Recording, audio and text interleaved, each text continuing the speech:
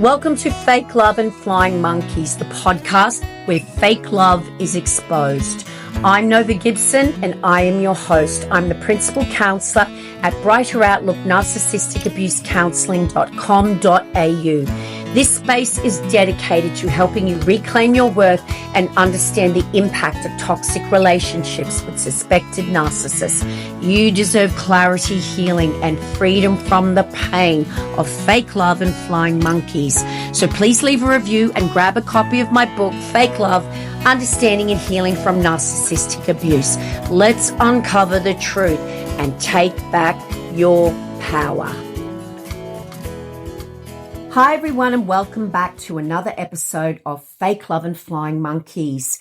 In this episode, we're talking about flying monkeys, but not just any flying monkey. Remember back to the end of the, in inverted commas, relationship with the narcissist in your life. Remember when it ended, or should I say, when you escaped that toxic, abusive, hostage situation. Now, many of you will remember that friend, the one who just wants to stay neutral. They want to be Switzerland. They want to be friends with both of you during your breakup from the narcissist. The one who claims they're not taking sides, but somehow they always manage to repeat exactly what you said straight back to the narcissist. Yep, that's the one. But before I go any further, guys, I just want to invite each and every one of you to follow me, subscribe to my new YouTube channel. I am so excited to be doing live streams that are coming up, and of course putting out regular videos with lots and lots more information on narcissistic abuse and toxic relationships. So don't forget to find me. Just look for Nova Gibson, and also you'll find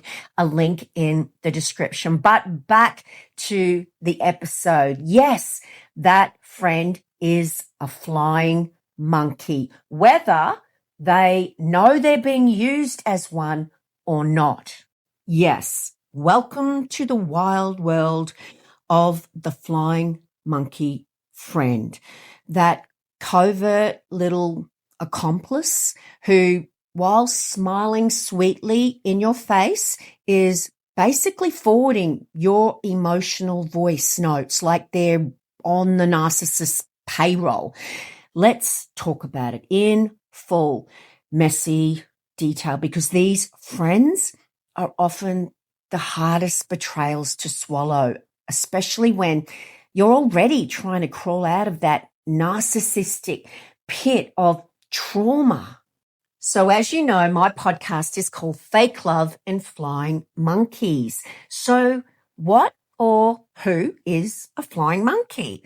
Let's break it down for the people who haven't heard of this term before. So in narcissistic abuse recovery circles, a flying monkey is someone who acts on behalf of the narcissist, whether they know about it or not. And their job is to manipulate, control, or spy on the narcissist target.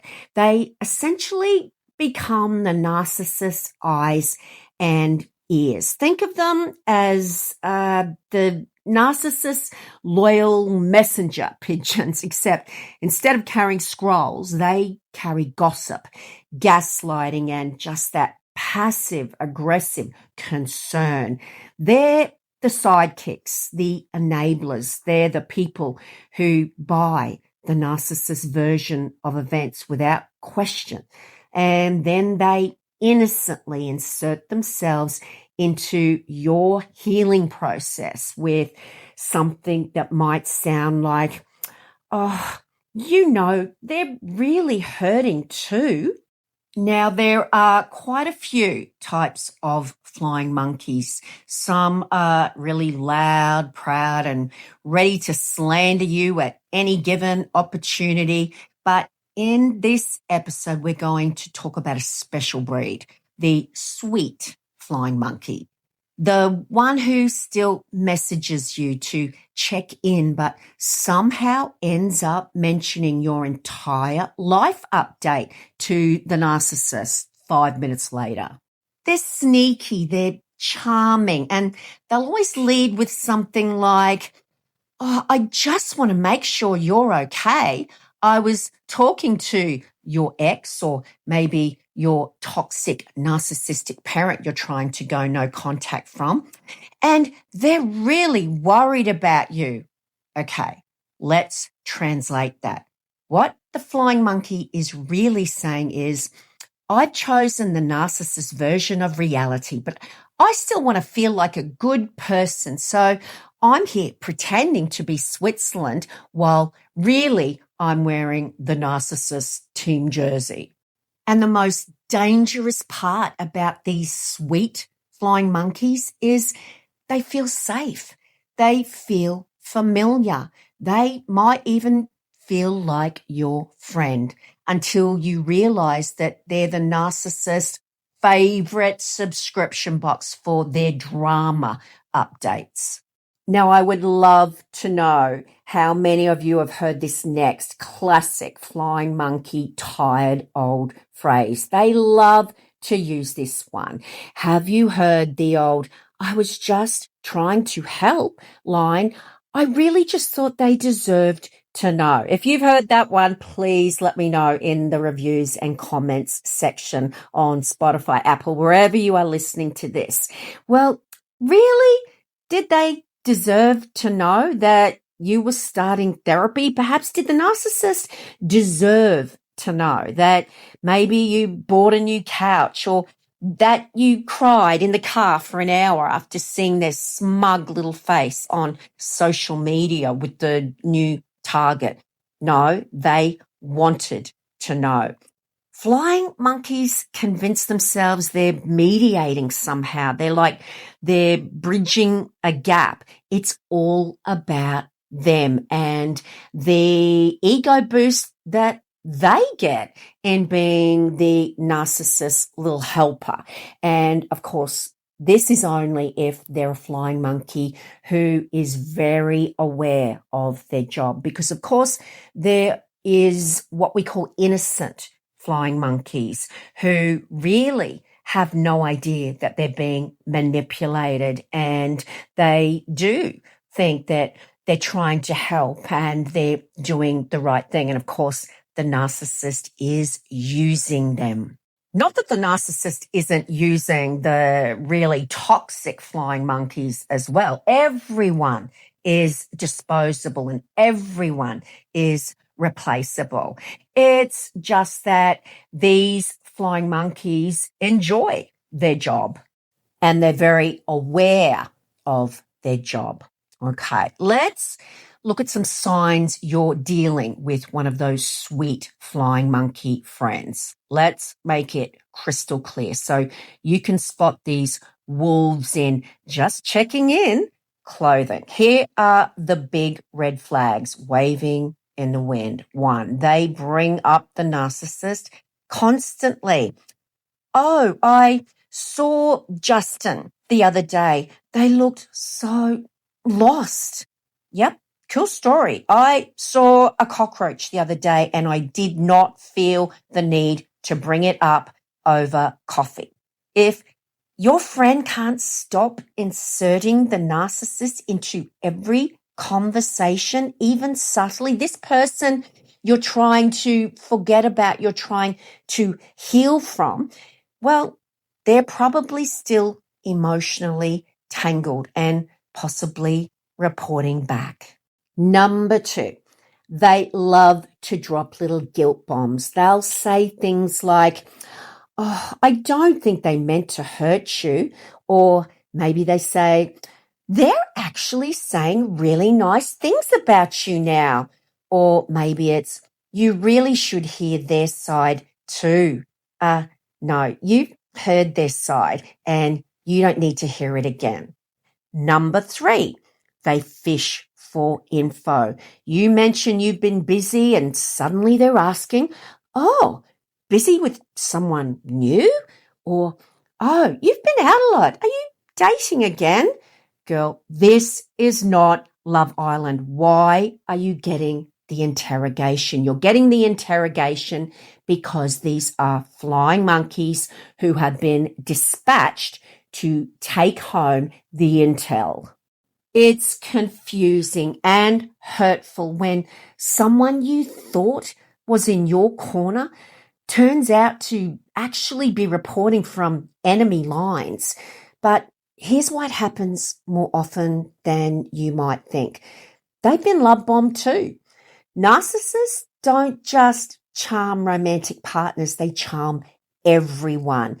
The flying monkey may be addicted to the narcissist's charisma and chaos, just like you once were. They probably think the innocent ones, that is, who have no idea that they're being manipulated, they might think they're helping this poor misunderstood soul, the victim. And spoiler alert, guys, that is the narcissist's favorite role post-breakup, to play the victim. Now, if they have been love bombed and they're addicted to the narcissist's charisma and chaos, just like you once were, that is still not an excuse, and it is still no reason for you to lower your boundaries with them or for you to not go no contact if that's what it takes, because in the end, you can't trust these people anymore, whether they know they're being used or not. Or maybe it's just because these flying monkeys are weak. They have no backbone to choose integrity over their own comfort. Instead of saying, this isn't okay, they say, look, I just want to stay out of it, while they actually participate in the most passive-aggressive way possible. And some flying monkeys, as I mentioned earlier, are just as toxic as the narcissist, and they thrive on drama too. Oh, yes, some flying monkeys, they get a front row seat to the trauma circus and love it. They live for the he said, she said. It gives them purpose, meaning, starring role in a story that was never theirs to begin with and is centered around your trauma. Having a flying monkey friend takes its emotional toll on you. Let's be blunt, it sucks. You're already dealing with the fallout from narcissistic abuse, trying to piece together your identity to rebuild your nervous system, and Google, why do I feel like I'm losing my mind at 3 a.m. in the morning? And then comes a sweet friend who pats your hand and pretends to support you while quietly passing notes to the very person who broke you. That's betrayal, guys. It's confusing, and it is often worse than the narcissist's abuse because this one really feels personal. These friends knew what you went through. They saw it, and they still chose the narcissist. They chose your abuser. So what do when you figured it out? Your friend's a spy, a two-faced informant, you could call them, a double agent in your healing journey. What do you say when you realize this person you once trusted is now a flying monkey? Now, if you choose to keep this flying monkey in your life in any capacity, it is so important to have rock solid boundaries. Let them know that the topic of the narcissist is off limits. You're not comfortable in discussing that. You can say, I appreciate you checking in, but I'm not talking about them. You are also allowed to unfollow that flying monkey. You're allowed to block them, delete them with no explanation. Remember, you do not owe anyone access to you, especially if they've proven they can't be trusted. Protecting your peace is more important than preserving a fake relationship. Now, when the narcissist realizes that flying monkey is no longer useful, they're broken, they'll probably dispose of them, because if they can't stay in contact with you, what good are they? However, the narcissist always has a plan B up their sleeve, and they will, much of the time, send out another flying monkey. The first one's broken. They're useless. They're no longer of any good. They're replaceable. They're disposable. But you know what? They still might serve a purpose. So the next flying monkey is dispatched. Be prepared. And this one will come to pull at your empathy strings. They will make you feel guilty about not talking to the other flying monkey. This flying monkey will come to you and they'll say something like, they didn't mean it. They're just feeling like they're caught in the middle. Come on, you don't want to lose another person who loves you, or they're only human. Yeah, sure. And you're only human too. And you are someone now who's no longer available for their psychological warfare disguised as brunch dates. Let's be clear, guys. Intentions, if they are real, do not erase the impact. And if someone's actions are hurting you, it doesn't matter how nice they seem. And I just need to reiterate that even if their intentions are pure, or they really didn't know what they're doing, then it doesn't matter in terms of the impact, because the outcome is the same. If they're being manipulated by the narcissist, you can't trust them. But what that also means, guys, is loss. Your circle always gets smaller when you are in a relationship, or you were with a narcissist, because it's inevitable that without even knowing it, you were surrounded by flying monkeys, people who would suck up to the narcissist and were talking behind your back and were only nice to you because of their own need for validation from the narcissist. But regardless, these were relationships to you. They were real at the time. And what that means is loss. And that means grieving those relationships. It doesn't matter that you now know they are toxic. You're not grieving the toxic person. You're grieving the person you thought they were, and you're grieving a relationship that you thought was real and is now gone from your life. Always remember, guys, friends do not pretend they're Switzerland. They don't have lunch dates with your abuser, especially after you told them how much this person hurt you.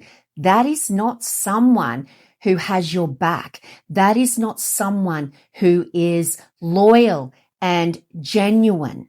The flying monkey who gaslights you by minimizing your pain, your trauma, by still having a relationship with the person who caused that trauma, they are not your friend. They're not confused. You have told them they're not neutral. They're complicit. If someone's bringing you back pain from the person who caused it, no matter how it's disguised, they're not delivering comfort. They're delivering trauma.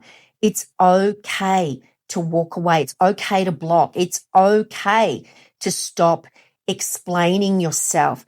Don't let their enablers, the narcissist flying monkey, sit at your table anymore, pretending that they care. They may smile in your face, but you now know that doesn't mean they're not taking notes for the narcissist. Let's be clear, guys. You deserve friends who protect your name when you're not in the room. Friends who check in because they care, not because they want fresh content for the narcissist's pity party.